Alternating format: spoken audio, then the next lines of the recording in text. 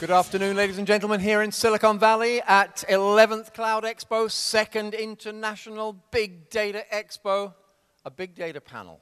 I am going to now become the meta moderator because we have a moderator. So I will introduce him, he will introduce them, and we'll take it from there. Please give it up for Robin Harris, AKA Storage Mojo. Yeah. Storage Mojo. Actually, there are more people here than live in my town. So it's interesting. I'm glad you're all here. And the goal of this panel is to really explore some of the issues with actually storing, managing, moving, implementing, integrating object storage with your big data strategy. And we have a distinguished panel that I'm going to have introduce themselves. My name is Jay Migliaccio. I am the Director of Cloud Products and Services at Aspera. Aspera is a software company that provides high-speed file transfer for typically large media sets, and we have a unique solution for access to object storage we'll talk about. Hi, my name is Tom Layden. I work for a company called Amplidata. We provide object storage for companies who wish to build object storage infrastructures for very large amounts of data. We start as small as, say, 200, 300 terabyte systems, and we scale into the tens of petabytes. Hi, I'm Janae Lee. I'm the Senior Vice President for File System and Archive at Quantum. It isn't widely known outside the big data universe, but Quantum's been in big data for more than a decade. We have a lot of installed systems in the media and entertainment, national security, oil and gas, genomics, and video in the enterprise. And so I'm really glad to be here today to talk with my colleagues about object storage. Good afternoon. My name is Chinmay Patel. I am the Cloud Marketing Manager with the Storage Group at Intel. At Intel, we build building blocks for all the three pillars of the data center, namely compute, network, and storage. We also work with our rich ecosystem to provide innovative solutions for all the three centers in the data centers. A lot of the solutions have been documented as reference architectures that you can actually download at the www.intelcloudbuilders.com. My name is Dave Nielsen. I'm most widely known for being the co-founder of Cloud Camp, where we put on events all around the world in over 100 cities. The last 4 years, we've put on close to 350 cloud camps run by local organizers, mostly volunteers who are enthusiastic about cloud computing. And through them and through the events that I've managed, I've learned one heck of a lot about cloud computing. And so that's my primary role. My other role, I am a consultant. My primary role with big data is recently I've been consulting for a company called MetaMarkets, which just recently released an open source project called Druid, which is essentially big analytics in the cloud software. Cool. So since we're talking about object storage, now probably most people here know that Google and Amazon and Windows Azure and other big cloud providers use object storage, but everybody may not be clear on, we have block, we have file.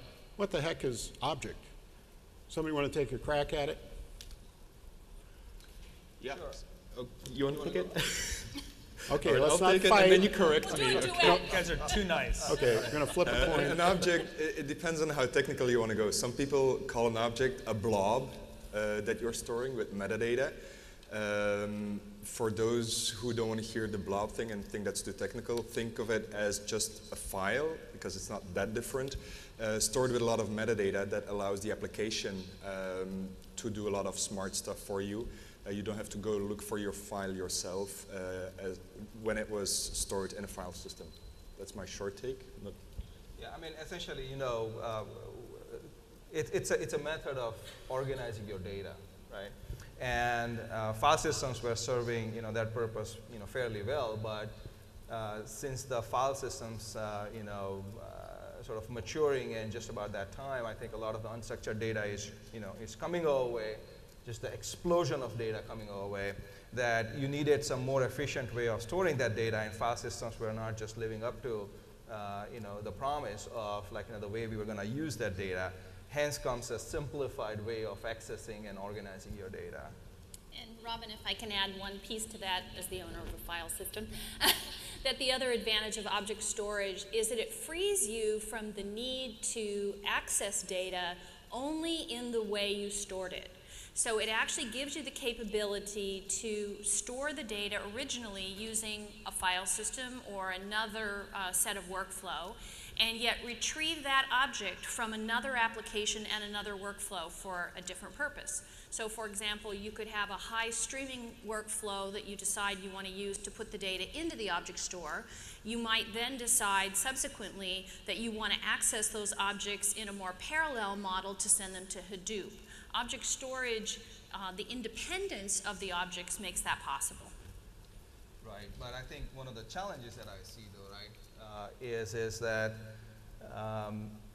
you know, a lot of the enterprise applications, you know, still don't have interface that directly talks to the object storage. So adoption has been, you know, is gated, right, to an extent. Yeah. However, a lot of the new applications which are specifically developed for addressing the, you know, unstructured data, addressing, you know, working on the unstructured data that's coming our way, they have already, you know, accepted and adopted a variety of object storage interfaces. Yep. And then the other thing, of course, is that some solution providers are enabling the object store with traditional methods like NFS gateways, CIFS gateways, in order to allow customers, all of you, to leverage the applications you already have in place with the object store while you get your newer applications, the ones you're talking about, Chinmay, ready to be used with the object store in its native state. We just dove right into the subject there, didn't we, Robin? Yeah, you totally blew away my agenda. So one of my favorite examples of the difference is back in the 90s, Yahoo Mail ran on NetApp filers. And when Google engineered their infrastructure, theirs was totally object storage based. And that's really what we've seen is object storage took off at the extreme high end of the market, continues to dominate the high end of the market, which is largely proprietary.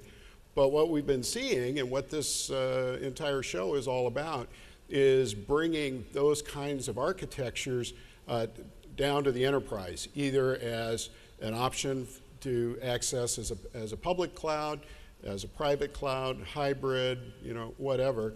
But the extreme scalability is what object storage has made possible. So, object storage. We got into the integration piece a little sooner than I expected. But what are some of the other issues that people have with object storage? I can speak to that a little bit. We, as a software vendor providing bulk data transport technology, we've been offering a service in the cloud for a number of years, but we were always gated by the fact that our customers were moving large data sets and ultimately wanted to move them to the S3 storage service, which of course is object storage. The limitation they had was the data movement up to the cloud platform, and then again, moving the data into object storage is a little unnatural for typical applications.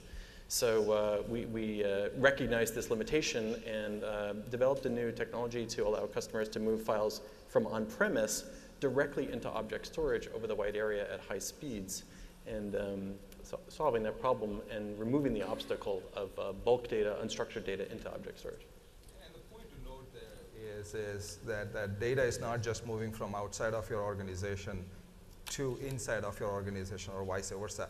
It actually also is moving within your organization. For example, there are a variety of different workloads that you are running in your data centers, such as, you know, large backup and archives, HPC, Hadoop, you know, applications, databases and such.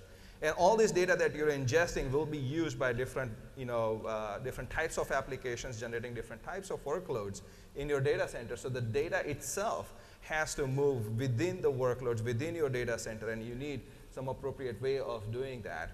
To give you an example, if you're, you know, a pharmaceutical company developing a drug with some of the gene sequences, all that information probably will be in some sort of a high-performance compute infrastructure. But once you do develop the drug, you know, you probably have to save that simulation and all the data for X number of years, 5 years, 10 years, 20 years, depending upon what the government requirement is going to be. You're not going to put all that data, keep all that data in your Lustre file system, for example. You probably want to move that data over into a long-term, cold storage type of a data. And that's what I think the large object storage as repository for all the data, really shines. Right.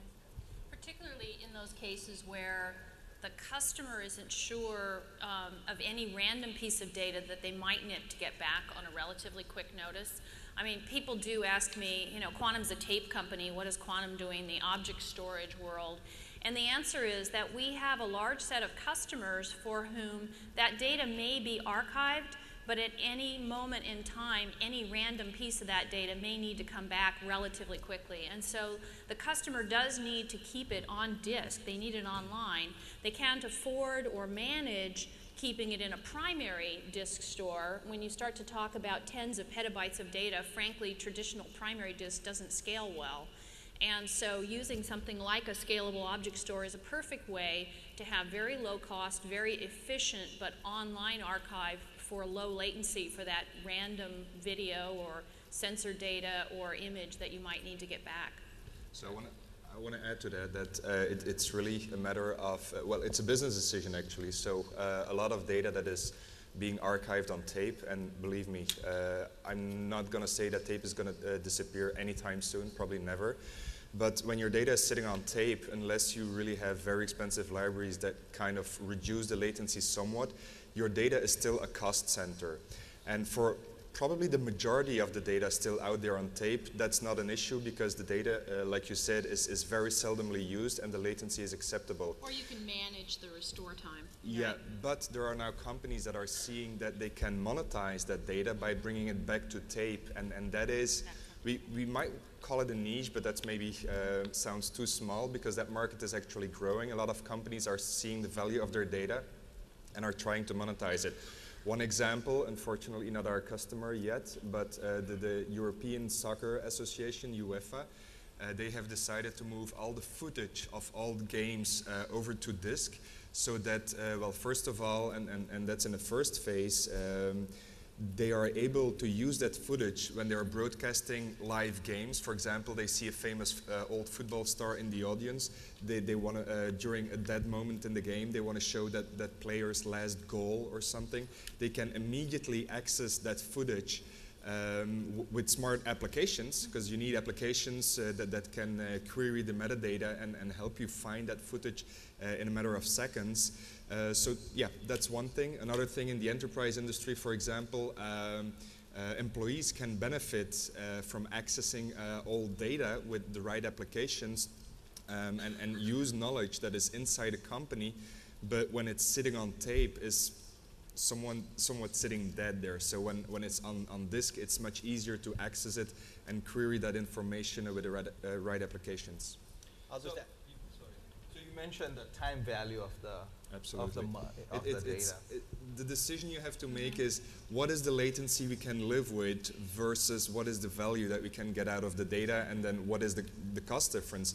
Now the interesting thing is that it's only recent that it has become affordable to build such disk systems, and it's one thing that we're providing, because disk systems typically have been, the data protection schemes that were typically used were well, either RAID and replication, or 3 copies in the cloud. And that always implies that you have a very big overhead to store your data reliably. Most systems will typically have about 200% overhead, which is a lot, because look at it this way. If you fill 1 rack with storage, that means you will need 2 additional racks to protect that data from being unavailable or getting lost. And that is a lot. In the gigabyte days, that was maybe acceptable, but now it's no longer acceptable, especially if you want to activate your archives. The technologies to protect your data that we're now working on, such as rateless erasure coding, allow you to build such systems that are even safer than systems with 200% overhead, with just 50% of overhead. And that allows companies to build those active archives at an affordable cost. Well, and I think on top of that too, we should talk about the fact that the ability of the object store to be multi-geographic and to embed the capability of off-site data copy or off-site replication in the infrastructure not only makes the data storage more efficient, but it also allows entire enterprises to share the infrastructure cost of disaster recovery. You no longer have silos of data recovery. The entire infrastructure of the object store, because it is like cloud storage, can be shared by the entire organization, which also takes down cost. So, but does that result in any kind of penalty in terms of synchronous versus asynchronous writes and such? What's the trade-off here? Well, the trade-off is we don't believe in asynchronous. We only do synchronous, so there's not really a trade-off. The origin coding that we're using really allows us to geo-spread your data to build a very large object storage system that is using multiple data centers spread over the country, as here in the US, or over several countries in Europe. One of our customers, a Dutch service provider, actually is spreading the data over 3 data centers, all synchronously, using erasure coding, not replication. And they can provide our customers with 10 nines of availability with only 80% of overhead. 80% because it's just 3 data centers, you have to make the numbers match. If they were to use 4 data centers, they could probably reduce it, but then it might be more costly to operate another data center. Okay, so since you do the synchronous writes, right? I mean, there are certain limitations that audience should be aware of, where the system itself may not lend very well to a transaction type of an applications. Right. Well, we are talking about big data, so you're right. And in addition, we've got solutions like Jay's company with Aspera that can help reduce that latency significantly, and in fact, sometimes block the vision of that latency from the application. You want to say something about that, or? Well, actually, I just want to quick clarification. When you talk about the differences between, say, file and object, I thought I heard it incorrectly, but isn't one of the differences that the metadata or the index is stored is really not part of the object storage? It's actually stored usually by a third-party application or tool. Well, the object actually can have enough information about itself to be able to. It has an object identifier, which can then communicate both with the originating application or with the right technology, communicate with a second application as well. And that's what I mean. I'm trying to explain this a little bit more in a layman's terms for a reason, which I'll get to in a moment. But part of the reason why it can take up less storage is that it's not as much of an index actually being maintained. Isn't that correct, or no? I don't think that has a big effect on the amount of storage that you're using, but... well, then why is there, like for example, with something like HDFS, right? You really aren't going to do a query of that very quickly. So, I'm answering both your questions, actually, or the items that you talked about. We are talking about unstructured data mostly. Right. So it's, well, pictures, movies, documents. In the HDFS space, the application that object storage would be able to provide is the disk-based archive. Okay, take for example CERN. When they do one test with their collider, they're generating, I believe, 500 terabytes of data. That is the number that we have heard recently. That 500 terabyte of data has to be used by universities around the world to do analytics, right? Today, they are storing that on tape for lack of a better medium. And when a university wants that data, they're actually physically going to have to send that tape. With an object storage system that is available online over the cloud, let's say, and provided that a cost is reasonable, so for example by using erasure coding, they can make all that data available to universities online, and universities can then deploy it on different systems to do the analytics actually. So the case that we're making here, object storage for big data, is about unstructured data. Okay, I understand that, but where I'm going with this is that I suppose what we're saying is, because we've got unstructured data, let's not worry about having a lot of index that you're going to query through. For example, you could store all of those objects possibly in Cassandra, but then you've got the overhead of this other index that's a part of that type of storage system, right? I've even heard of companies using, replacing HDFS with Cassandra so that you can store your big data and still have some sort of index of it that you can query in a near real-time model. DataStax, I believe, is actually doing that. So I'm trying to weigh the two. When would you use pure object storage versus when would you want more of an index? And the second part of why I'm bringing that up is that part of the reason why I think object storage provides additional benefit is because of its model. It is leaving it up to the applications to provide more of the appropriate index for the type of data that is stored inside of the object store. Yeah. And therefore, you're removing the bundling of these two components and allowing object store to do simply what it does best and efficiently, which is the unstructured storage, and then let the particular third-party vendor or solution do what it does best, which might include the index of what actually is going on with that unstructured data. That's true. The one thing you do have to be careful of course, when you do that, and I think, to be honest, this has gated the adoption of version 2 of object storage, is that people learned in version 1 of object storage, content address stores, that you do need to be careful when you turn that index management over to a third-party application, that the application's been written with the robustness to manage the index, right? Because some of the early content address stores, those applications didn't maintain the indexes properly, and when that happens, you not only lost the data, you can't even erase it. That's not an issue with this version 2 from the perspective that by having the right applications to manage it and by having the geo-spreading and by having object identifiers, we can make sure that the data is fully protected. But you're right. I mean, I think that to some extent people look back on that first generation and say, oh, I don't know. I want to make sure this works.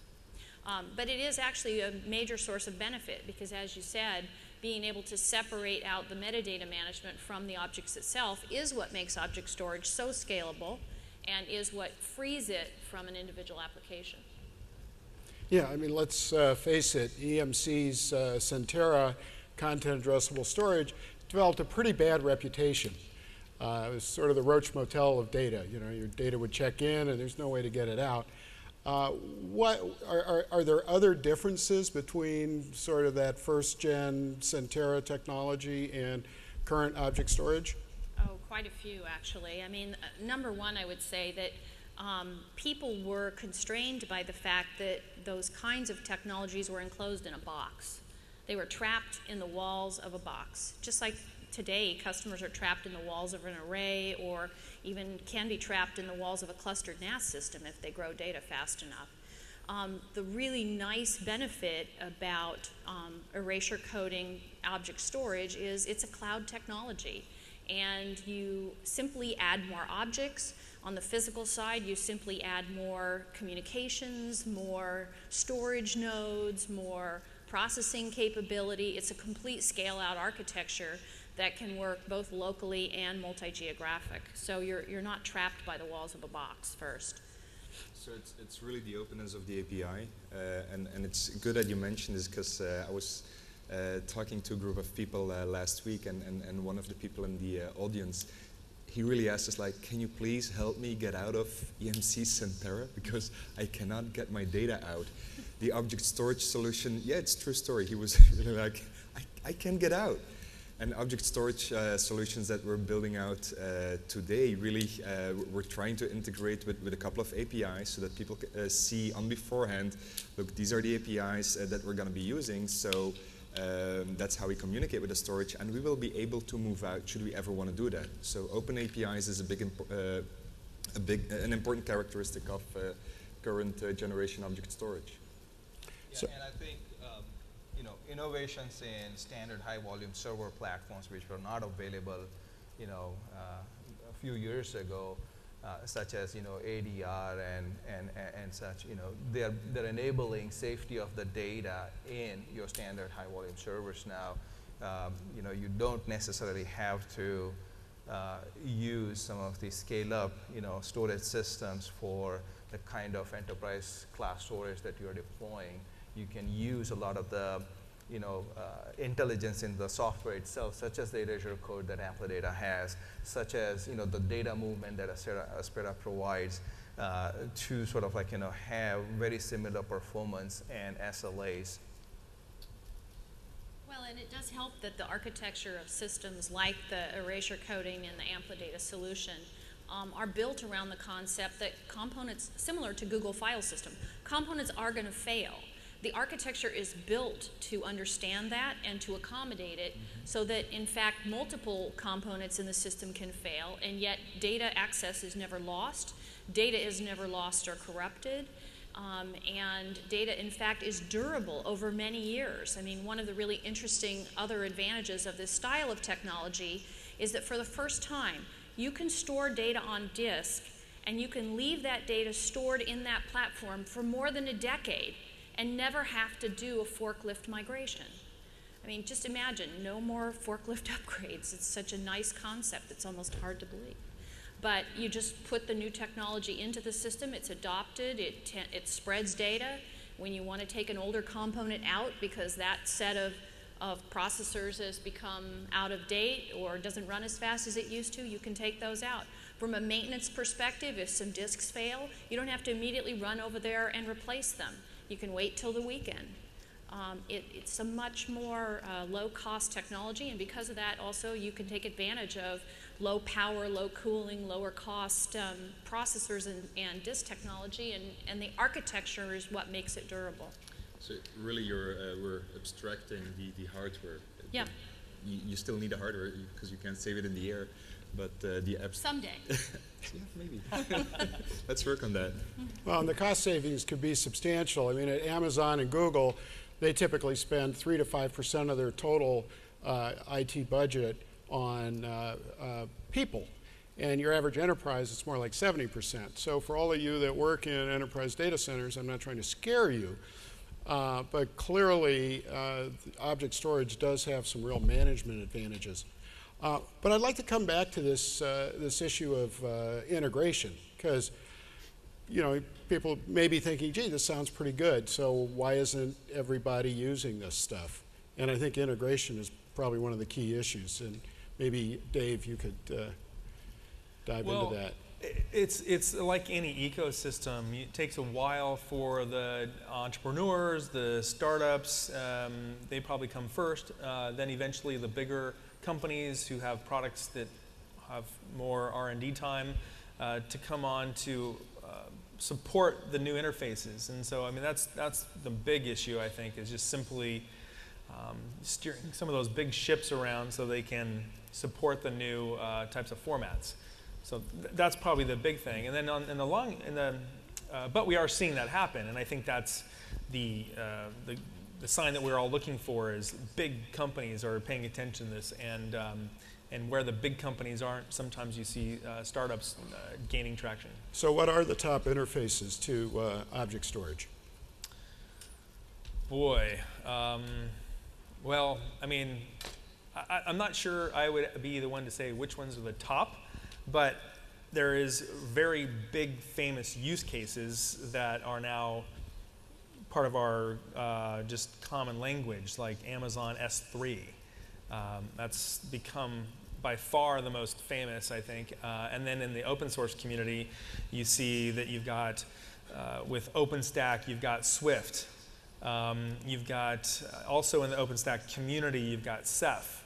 Now, these are open source projects that are spending time and energy supporting that model.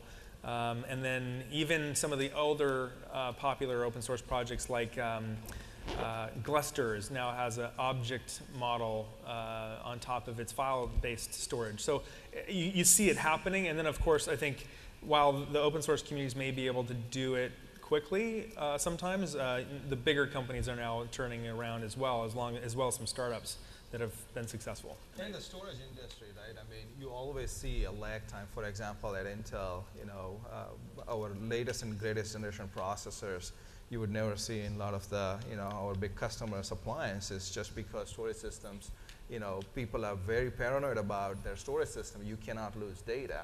So, putting data on object storage, let alone the fact that a lot of my enterprise applications are not talking that language. Am I going to trust my data to this specific new system or not?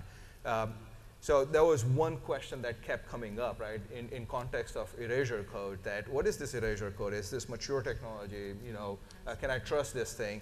And the answer that I have been giving is, yeah, this is a mature technology, right? This has been used in signal processing, right, for many, many years. And companies like EMC, Isilon, have adopted for a long time to secure the data that is actually sitting on the disk. There are different types of erasure codes, and I think audience should be aware of the fact that when they're deploying a specific system, they should look at as to what their requirements are and what would really work for the type of applications that they're going to deploy. That will, the data that will be protected behind erasure code, are they using the right kind of erasure code or not? And I don't think I necessarily agree, and I'm going to pass it over to you because actually I'm prepping it for you here. I don't agree that there is not a large adoption. You know better than me how many objects Amazon S3 has stored today. Over a trillion. Over a trillion, indeed. It used to be 800 billion when we first did this in January. So the move that we're going to see in the cloud segment, as we call it, is that some of those companies who have been using Amazon because it's easy, it's cheap, or at least it looks cheap, now have so much data stored in their Amazon accounts that it might actually be more cost efficient to deploy their own object storage solutions in-house. But that's not the only industry, and here I want to pass it on to Jade. Especially the movie and entertainment industry are coping with such big amounts of data that need to be available online and need to be available all the time, that there is a big wave of adoption in that industry, and maybe you can take it over. Absolutely, yeah. To reflect upon basically what we've been talking about here is there is a huge demand in the media industry for lower cost and more scalable storage, especially as a service.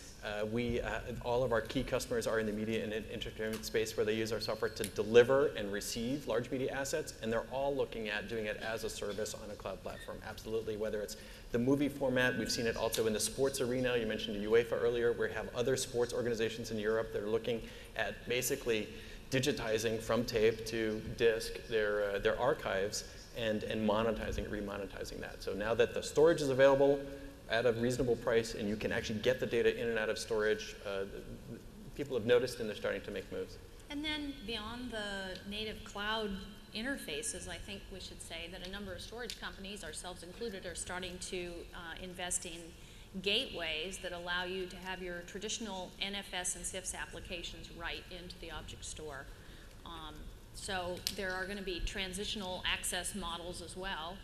The other thing we're doing, in fact, in conjunction with those same media and entertainment customers, is integrating the object storage into high-speed file system for media and entertainment StoreNext. And so, being able to integrate that into the traditional model that people know how to use will make it easier. So one of the things I also wanted to mention here is that we keep talking about the media industry and such, and I just don't want to give the wrong impression here that your bare-bone data itself does not have to be a large video file, right? You could have smaller documents and such, Microsoft Word documents and such, which you can all put it all together and create a container and then store the container away and create the large object store, and hence get the benefits of the systems. So, there are solutions available along the line where a lot of your enterprise data that in itself, right, the bare bone object itself is not big, but you can combine a whole bunch of them and then, get the benefit. True. I think it's just the case that industries that do have those big demanding data streams have gotten here first because they have the greatest pain. So national security, media and entertainment, et cetera, are sort of some of the leaders in using this style of technology, but you're right. I think this, for a second tier and archive style of storage, this is, there's no reason this shouldn't be more broadly deployed. So what if you've got a lot of legacy apps that maybe are optimized for NAS? Is there any way to use object storage for those apps? Yeah, I think through an NFS or CIFS gateway is a very natural way to integrate those applications into the object store. And again, the nice thing about it is that object store can be shared across many, many applications and many sites. So you're not creating little silos. It's a totally shared environment. But that's one of the issues that I see is that very few organizations are used to buying storage as a horizontal corporate-wide infrastructure buy. They do networks that way, Yeah. but they don't do storage. Storage is typically attached to a particular application that a particular business unit wants to do, and that's why you end up with these silos that don't communicate, and you end up with storage utilization that averages maybe 30%. Have you, and even in the media and entertainment space, it's typically, gee, we want to build a huge archive so that we can sell old stuff to the long tail of the market, and that's one application. Are you seeing any adoption at sort of the horizontal infrastructure level, and to the extent that you are, how are people doing it? So storage tiers are never going to disappear. For example, media and entertainment for the what they call the post-production, they're always going to need very high-end storage systems. I'm referring to Isilon, NetApp, etc., to work fast, high IOPS, etc. But then if you look at the enterprise, for example, a lot of large companies are spread all over the world, but not only enterprise, I mean like in consumer goods companies, for example, who have a lot of commercial footage, etc., that is spread all over the world. For them, it can be very interesting to consolidate all those file storage environments into one large object storage pool, and people can access each other's files more easily. So there is going to be some consolidation, but not a full consolidation, because there's always going to be benefits between certain tiers of storage. But I mean, is anybody buying it? And I'm just asking. Is anybody buying it as a horizontal infrastructure buy for their entire organization?